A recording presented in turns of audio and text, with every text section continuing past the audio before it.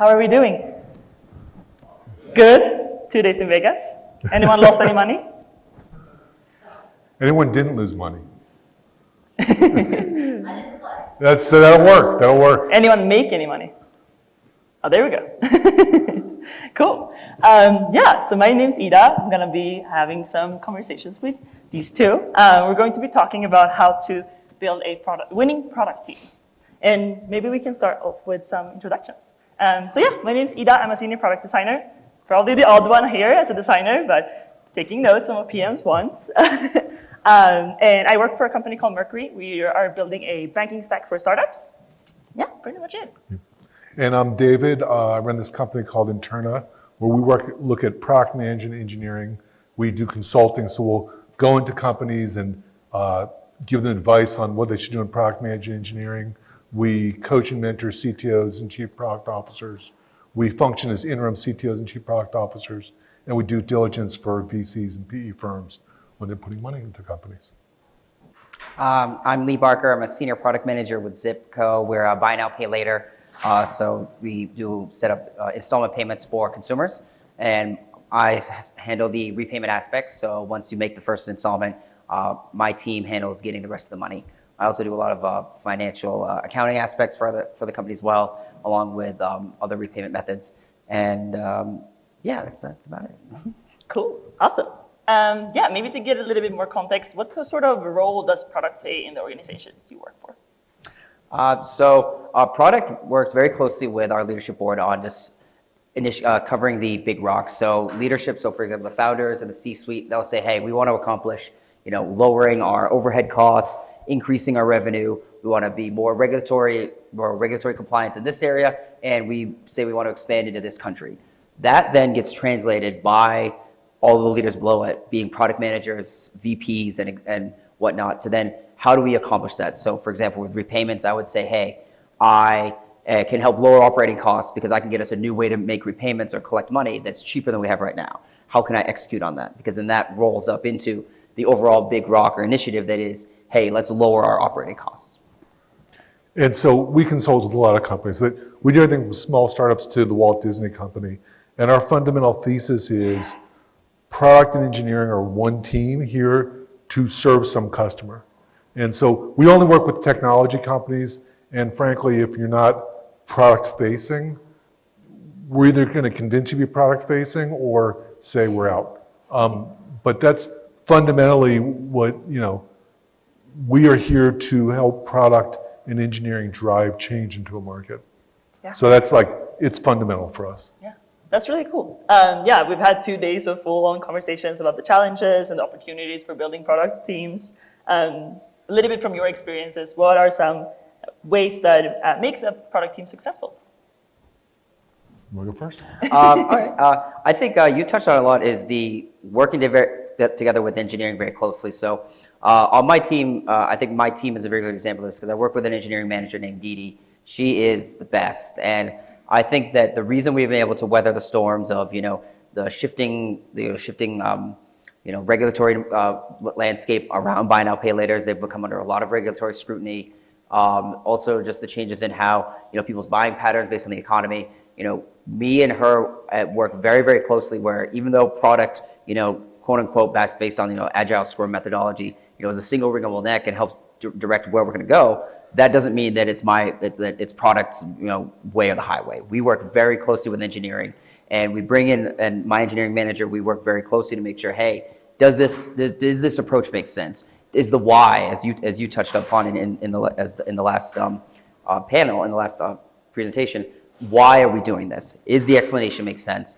And then that also, so that way it can be taken into account of all the stakeholders around it. So really, I would say the reason we have success is because we work very, very closely together, and there's a constant feedback loop between engineering, between the stakeholders, between leadership. And yes, senior leadership and executives ultimately can have the final say, but it's the trust that they have within the product org and also the rest of the engineering organization to say, hey, we hear your feedback, maybe we need to adjust or pivot a little bit, as opposed to just ignoring us all the way. So it's that open communication.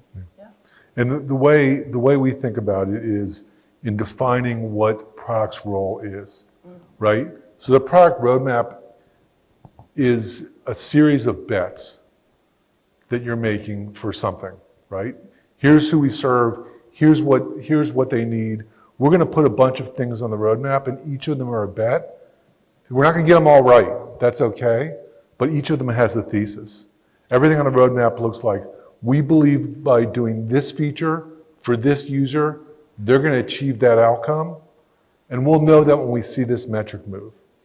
And so by defining us as not, hey, we're order takers for what some senior manager tells us to do, but we're here to move the company forward, and you're gonna measure us quarter by quarter about how the grouping of our bets does. That's the conversation I think that makes product successful. That's the one that gets you empowered. That's the one that, by the way, you know, that's the one you learn by, right? Some of the bets are gonna be wrong, and that's the one you learn by and make your team better. Yeah, that's really interesting. I think you touched a little bit on it, but how are some ways that you measure the success of a product management team? I'll do it. So it's For both of you, right, the right. experience, So yeah. right. So back to the fundamental concept of who you serve, and the question fundamentally is, you have some strategic purpose for your company, right? You want to, you know, increase usage, decrease churn, something like that. There's some strategic roadmap of if we produce this product, people are going to want to come to us more, right? So of the things you put on the roadmap, did you or did you not advance those goals, right? You have to have clear goals, and then you have to measure, once again, over the quarter, over a period of quarters, did you or did you not do that? Company revenue and profitability is a side effect of producing value. Measure whether you're producing value or not, then measure the other things. No, that you put it a lot better than I would have. I think a lot of times in product, you know, in my experience, you know, it's the struggle of, hey, I think this is going to work out. Here's some of the data that we're basing it off of. Here's some of the user feedback we're taking in. Here's some of the user like interviews we've done. But at the end of the day, you know, I think back to, you know, what product management, you know, some of the core values of product management is we're operating with a lot of assumptions and uncertainty. And the more uncertainty we can remove and the more we can make it seem like this is a sure thing, or there's more chance that this is going to work out than not, then I think that is kind of how we kind of move towards measuring success. Because we say, all right, based on what we assume is going to work out, if we do, like you said, X, Y, and Z, we will get this output, then we can be successful. And I think, especially spending a lot of time in financial services and fintech, you know, the ultimate driver is, unfortunately, you know, is money, money made, money, and really, if you want to boil down to any profitable company, you know, you have to ultimately drive some type of revenue. But I feel like in fintech, which is the world I've lived in the majority of my career, you know, it's really the biggest driver, which I think that the most successful companies within fintech get away from that. And like you said, they call out, hey, if I generate more users or if I solve this problem for more people, ultimately we will make more money. And I think currently right now at Zip, we're trying to get away from just pure bottom dollars. Like, hey, how much money do we make at the end of the quarter? How much money do we make at the end of the month? And trying to move towards that, hey, what's the largest demographic of people we can solve a problem for? Because ultimately, if we can attract that demographic of that widest group of people to our solution, we will in turn then make that money. And I think to answer your question ultimately, Ida, is if we can define how much more we want to, how many more problems we want to solve, or if this problem is going to solve and create this many more customers, that's how we really are trying to move towards measuring success, not just, hey, we made X amount of dollars at the end of the month. Yeah. But and the thing is, like, buy now, pay later. I can optimize for making more money this quarter by extracting the highest possible interest off of all of our users. Fortunately, they won't be users next quarter because they won't have any money left, right? So you have to think about, I oversimplified it by who do you serve. You serve multiple people, right? So you serve the people that are borrowing. You serve whoever your equity source is, right? So you have to make money for the equity source, but you have to have a product that the people that are borrowing can use, want to use, come back for. You could be a payday loan. You make a ton of money, 490% interest or so on a payday loan. Unfortunately, people are going to be bankrupt and your market will be small. Exactly.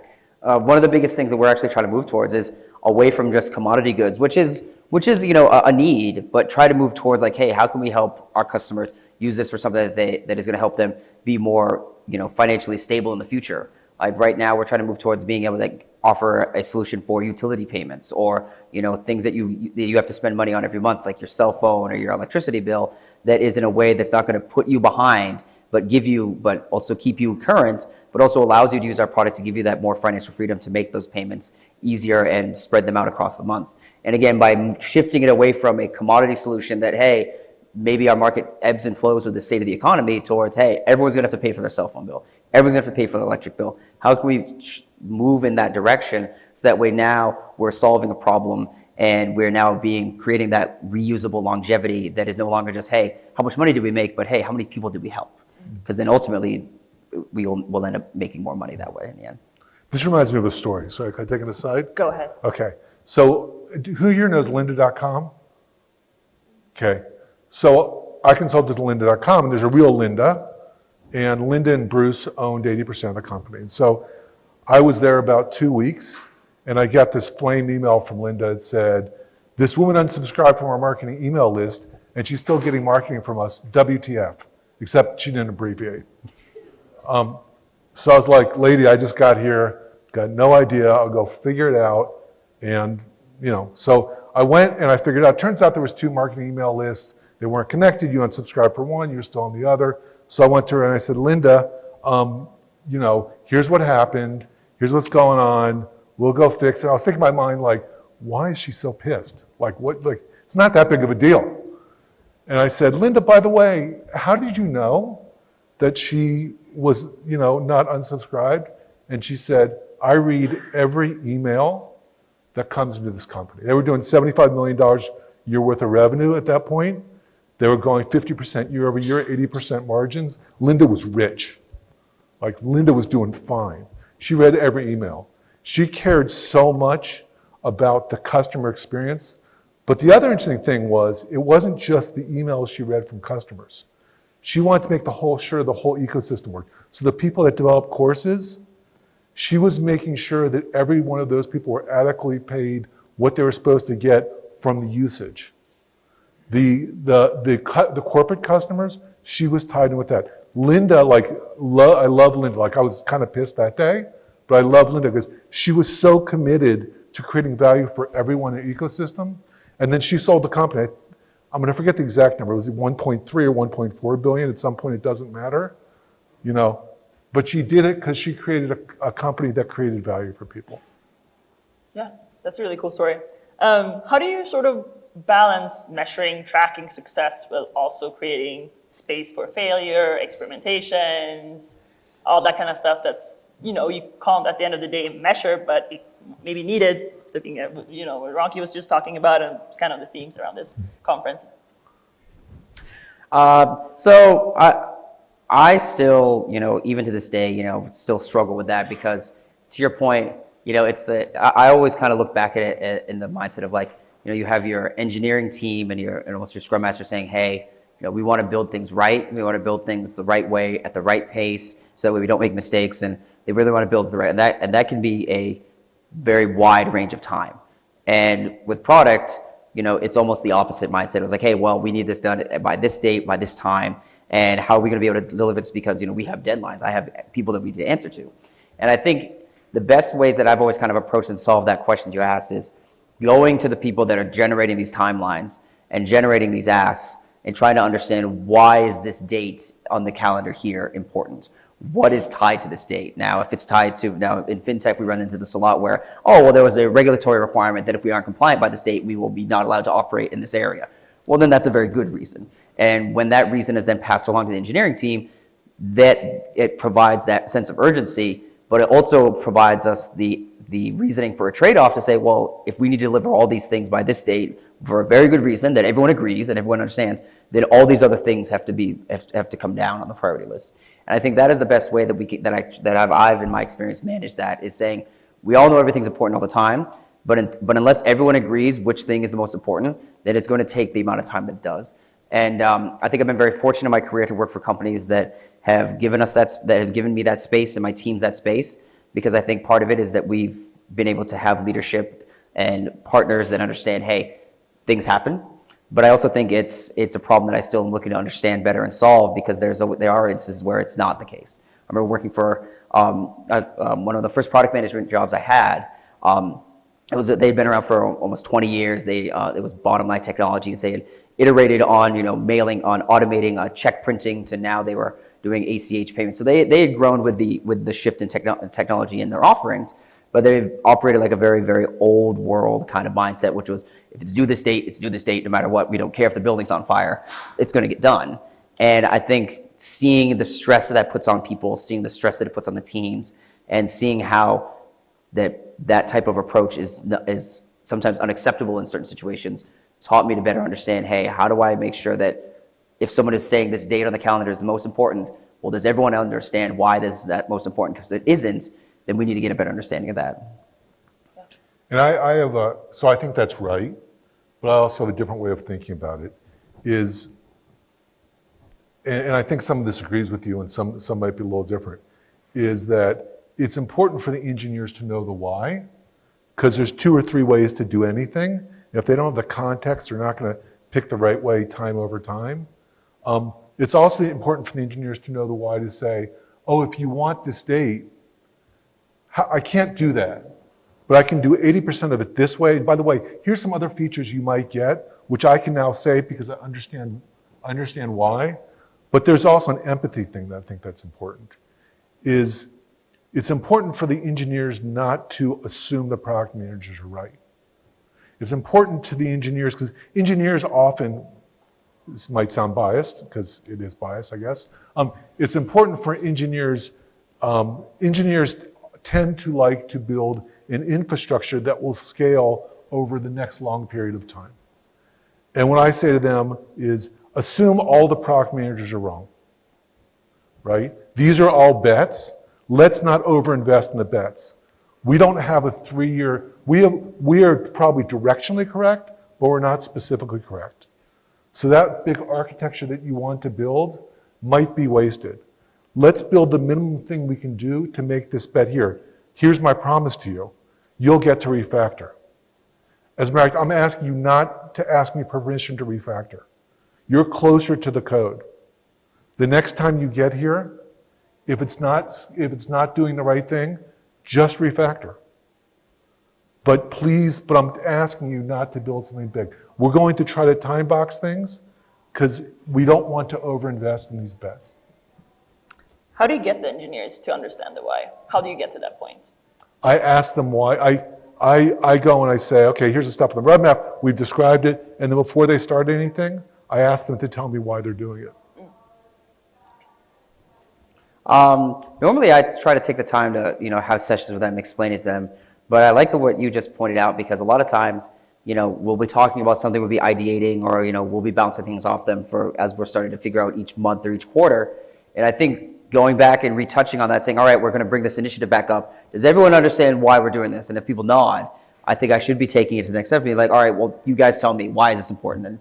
And because I think just because someone says, yeah, I understand, maybe their understanding is different than my understanding or the ultimate reasoning why behind that. And I think back to the session earlier today before lunch about the gaming around, trying to understand users' pain points, almost trying to treat it like that is kind of what I'm going to try to bring back to my team.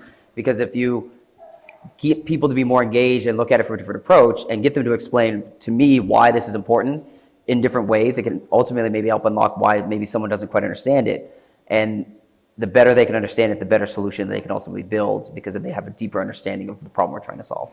Yeah.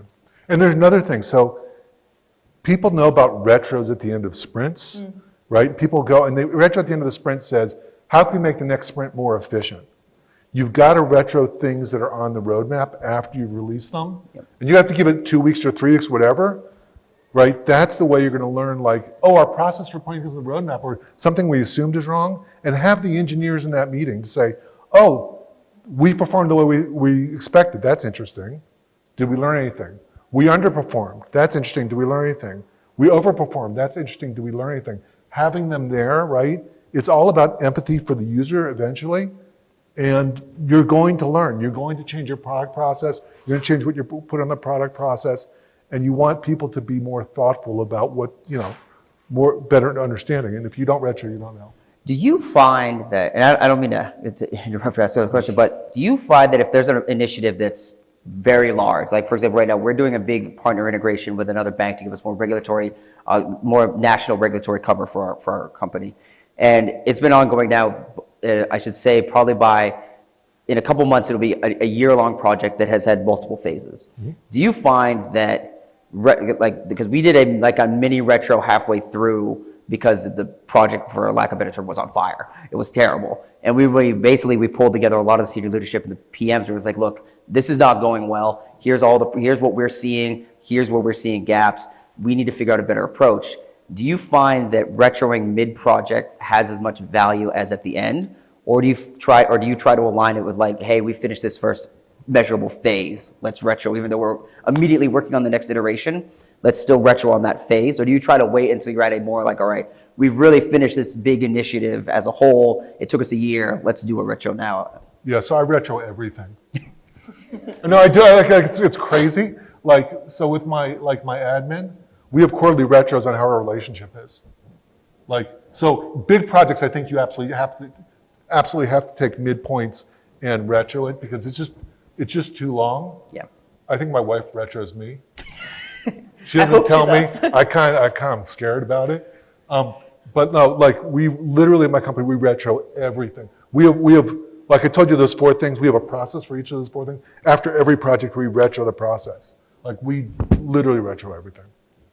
And by the way, if anyone wants to know like our process of retro, just hit me up. I'll let you, you can read about it. It's not rocket science, but I'm glad to share with you. But I think midpoint retro is the way to go for sure. Would you say that your wife is leading without authority?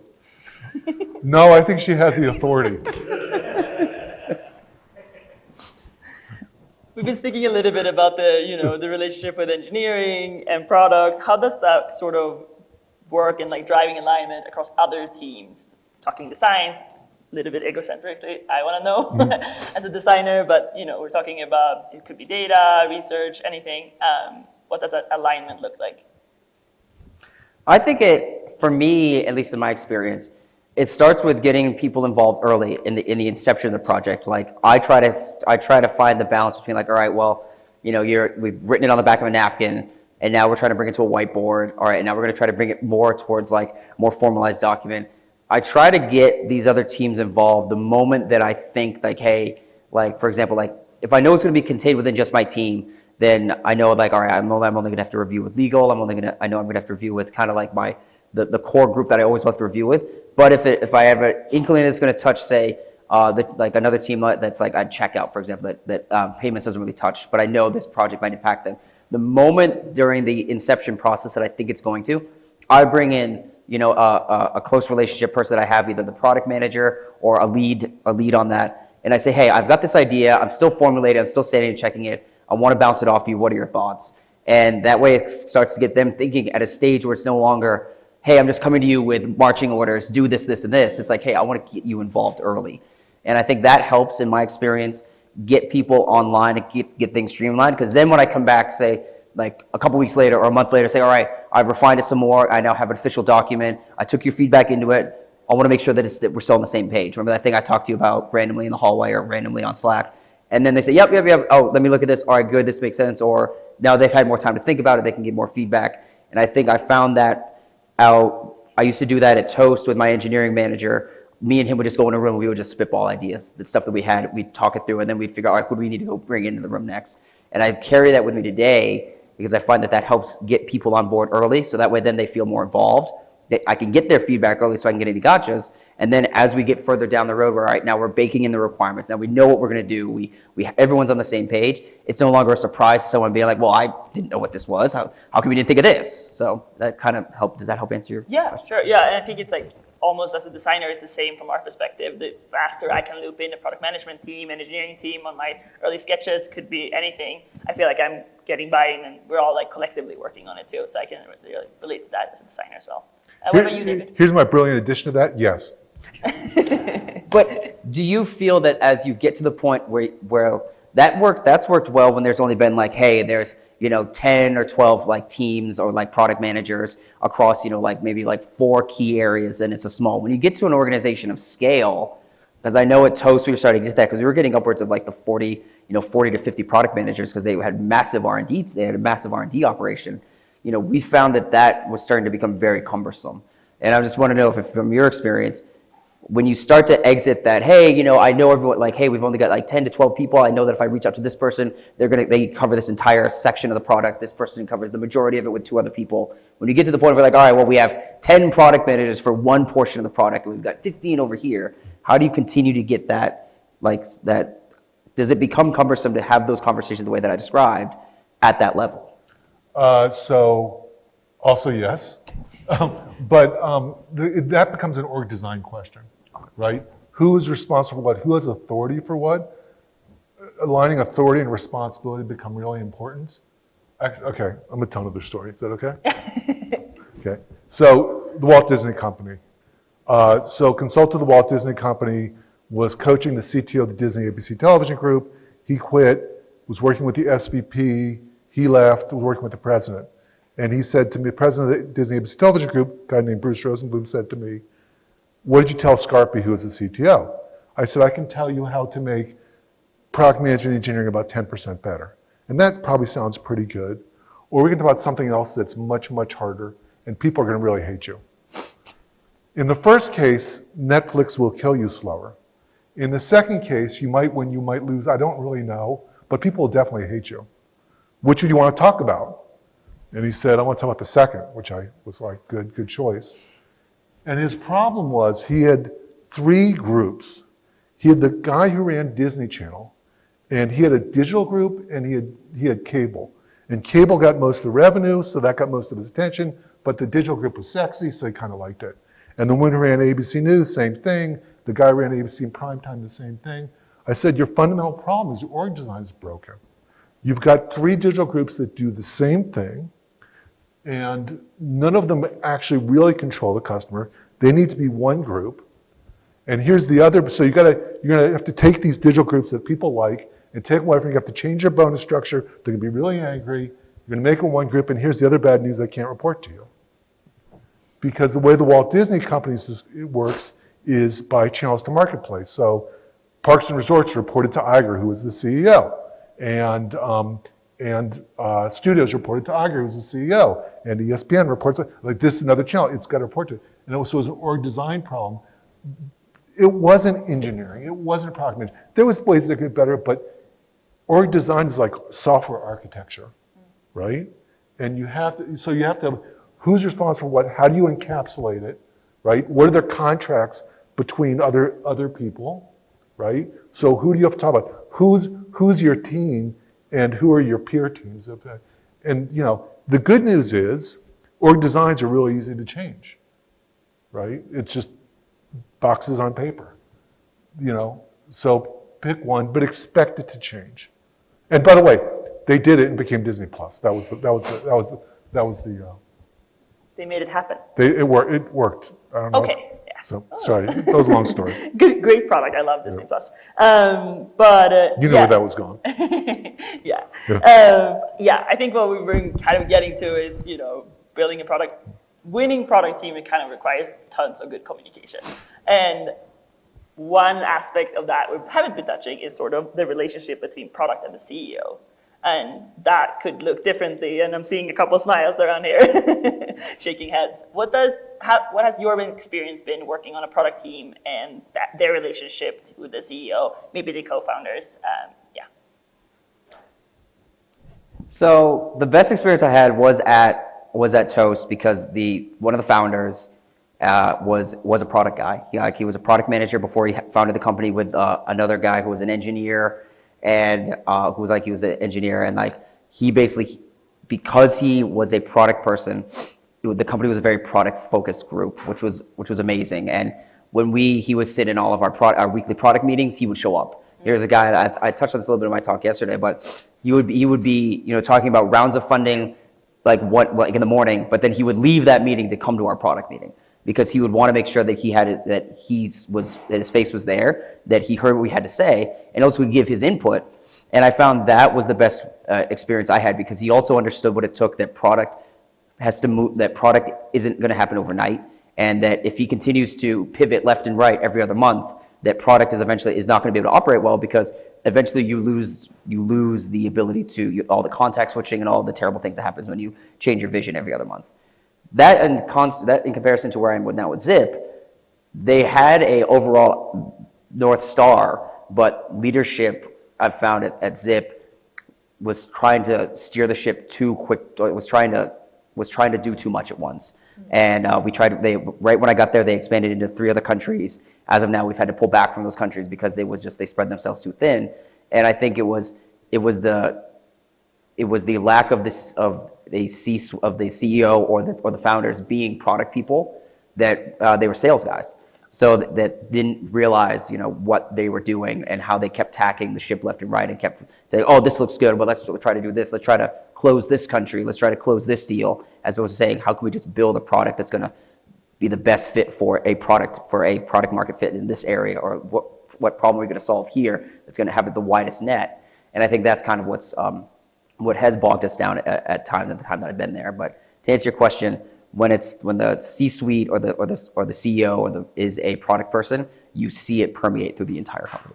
How do you navigate that conversation and maybe that pushback towards leadership, or do you push back on it? Oh yeah, I push back like a motherfucker. That's what we need, right? Yeah, no, I've told them like point blank, I'll be like, if you want this, you can't get that. Which one? And they'll be like, why not both? And I was like, because you only have X amount of humans. I can't clone people. Or like, I give them a very honest answer. It was like, here's the resource map, here's the spreadsheet. And I tell them point blank, like, you want one or the other. And I think it can be an abrasive conversation. And a lot of times then it comes down to, all right, well, if they say, if a perfect example is like, if we don't have enough bodies, go get more bodies. Okay, then we're going to go get contractors, because if you want them now and you want this solution now. But I think it's just by presenting it in a way that tells them, this is what you want, this is what we can deliver, and here's the gap, and here's options, as opposed to just saying, what do you want us to do? Because when I've walked into a room with executive leadership when I was younger in my career, and I've said, like, which one do you want? I don't know. How do you want me to do it? Then I look like an idiot. But now over the time, I've come in and like, I know you want this. I can only give you this. This is my options for getting us to bridge the gap. Which one of these options are you most amenable to? Or do you just truly understand that we're not going to be able to get this if you only want that? And I think that has helped me bridge those have those tough conversations, because then it gives them almost a yes, no, pick one of 3 option, as opposed to them having a solution, which is the whole reason why I'm there is to help provide the solution. Yeah, so I absolutely agree. You have to provide solutions. I absolutely agree. The case, if you have a product leader who runs, that's much better. Sometimes you people that are just sales driven and you're kind of screwed. There's this middle case, right? Which is, what are you providing to the CEO, right? The CEO is fundamentally trying to build a company of value, right? Which is whatever those metrics are, more usage, whatever. So that if you have a roadmap that aligns and you're able to tell that story of how you're driving the customer value, you can turn that middle-end CEO, who's not quite just today's numbers and may not be the perfect CEO you want, who has the product experience, that you can be that person's buddy and help them drive them towards the mission. So, what the motherfucker thinks that. No, I mean, and I remember when I was younger, like I was nervous enough just to like have to send an email. But I think over time, when you see at the end of the day that like they're just trying to make decisions the way I am.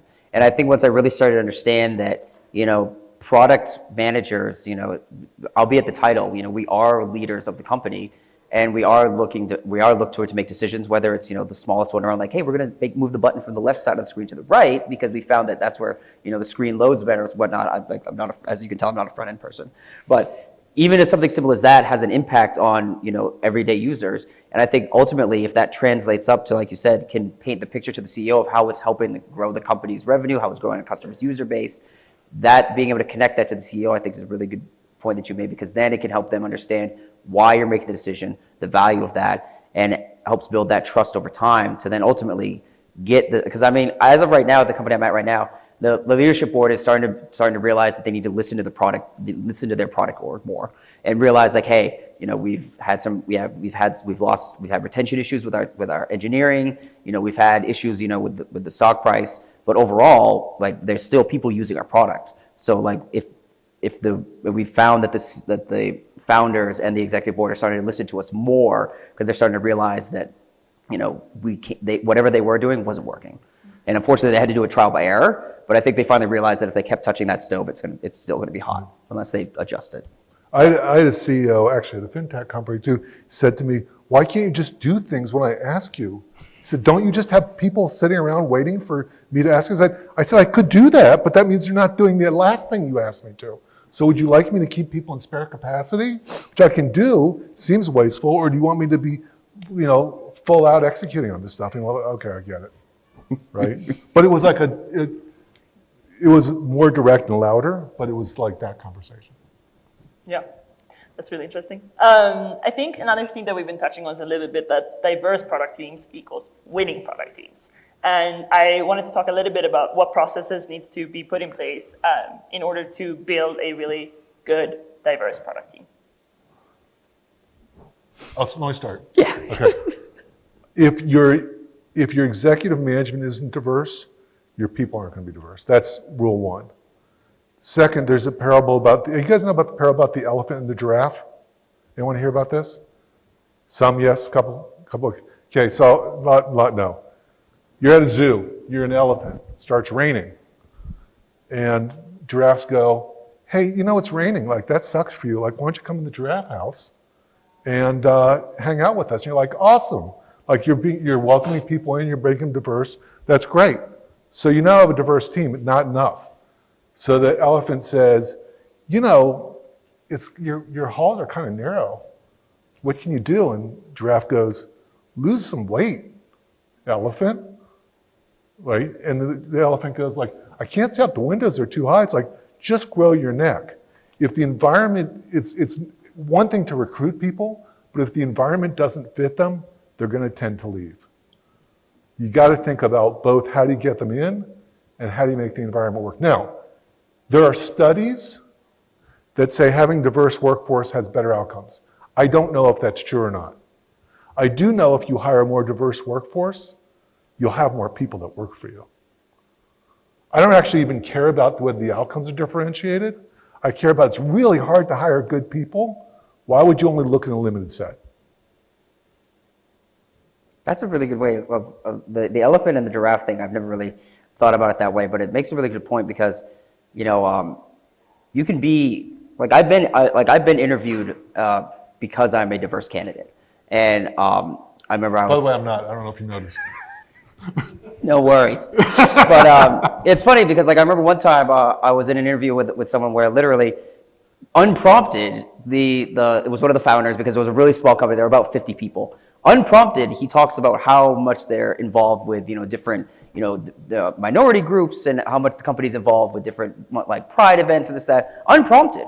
Like I asked him, like he was asking me questions about like my work history, and I was talking about companies I've worked for, and I just started to realize that diversity is not something that you can also just say that we're doing. I think it's providing the environment for it. I think it's also working very closely from just an execution standpoint. Your TA team, having your TA team be very diverse, having your, like you said, your executive board, having your VPs and all the way from top to bottom being diverse and having it be focusing it on being diverse every single day. I remember at Toast.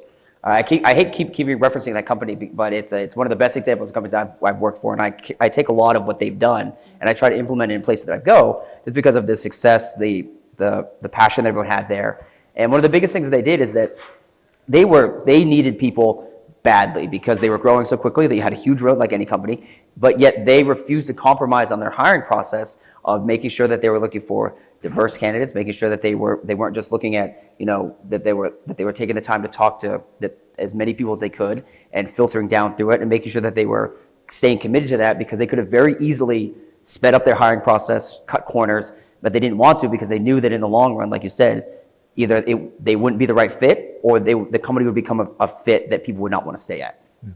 Actually, let me tell you something my daughter did to me. I have 3 daughters. I'm on the board of the LA CTO Forum, and the board members all kind of look like me. The diversity was half of us were Jewish and half of us weren't. It was all white guys. And so I sat with the board and I said to them, like, I love you guys, but you're all like exactly like me. And so we got to find some other folks. And so we found this woman she was super smart. We asked her if she wanted to be on the board. She did. She was great. And I came home and I was really proud. I said, Ari, like this is what I did. And she looked at me. She said, good start, Daddy. I was like, oh, crap. Got a lot more to do, right? So then, so that was like, you got to be at it. You can't, like, having one doesn't make it happen. Better, but it's a good start, Daddy. Exactly. Sounds like you have smart daughters. Dude, you don't know half of it.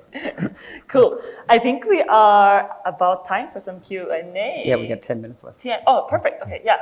Awesome. Any questions for Leo, David? Anything about products? Oh, we see it there. Okay. Yeah. Oh, that's easier. Why is it so common for sales leaders to end up as CEO despite the drawbacks from you discussed? Yeah. How can we navigate that kind of environment? I think my eyes are getting bad, but yeah. Because boards understand numbers. Boards of directors understand numbers. And so boards also understand people with compelling visions, right? But particularly when times are hard, numbers are what shine for them. Numbers are easier to understand. And so it's important to pick partners. It's important to pick bosses, right? Be very careful about who you pick in both those categories. Yeah, nobody cares about technical debt when the stock's down. Yeah, right. Like, nobody cares about, the long-term, replatforming to, put the company, be able to scale better in the future. And I think to your point, I think it can be very easy for salespeople to tell that story and present the numbers. And honestly, I feel like if we could get more salespeople to be product people, I think that would, because I see a lot of similarities. You're painting the picture in a product vision. You're painting the picture for how your product as a salesperson is going to help solve a problem. I just think the different mindset is that a lot of times, product people, I think, get caught up in the understanding, like this makes sense because this makes sense. Like, why wouldn't you want to do this? Where sales, there is, I feel like, at least in my experience, a lot more like, I know this is good, but let me tell you why. And just let me help explain it to you why. Where I feel, and I think, but that is a really good question.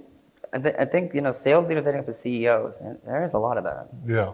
Well, here's how to empower yourself. There's this book that I suggest called 4 Zones to Win by Jeffrey Moore. Jeffrey Moore has written a bunch of great books.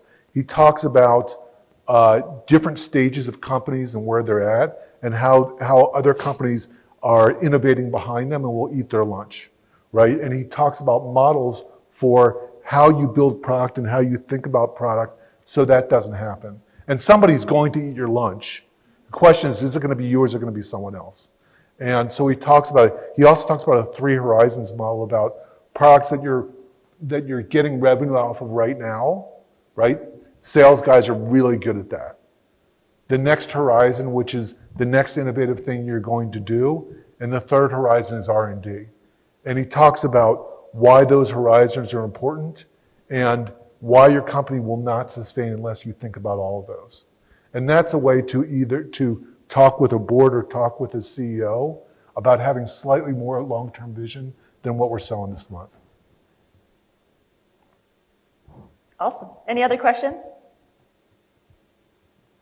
I'll talk more about my daughters if you want. Cool. Thank you so much. Thank you. Awesome. Yeah.